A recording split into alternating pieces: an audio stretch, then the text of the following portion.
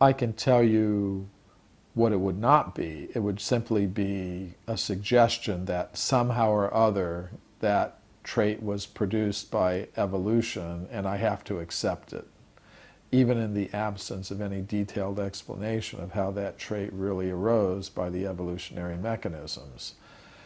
The evolutionary mechanisms are change in the genome that results in change in the physical structure of the organism, and these changes are acted on by natural selection, which preserves those changes that are beneficial for the organism, that give it an advantage in the struggle for existence.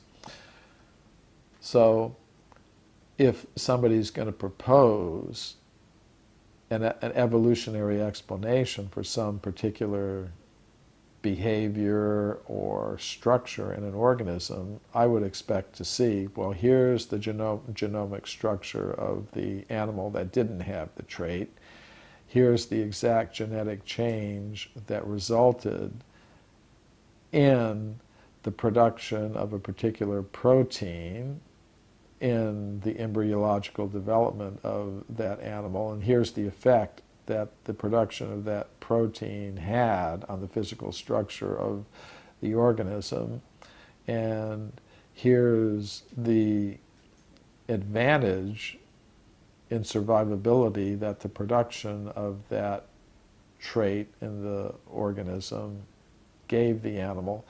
And we have to assume that the trait it wasn't just a single change in the genome that resulted in a whole new complex feature of the organism coming about. We would have to see how that was produced step by step over many generations in the history of that, evolutionary history of that animal.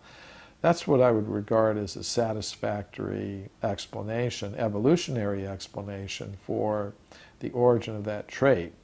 I wouldn't regard as a satisfactory explanation the simple assertion that it happened by evolution.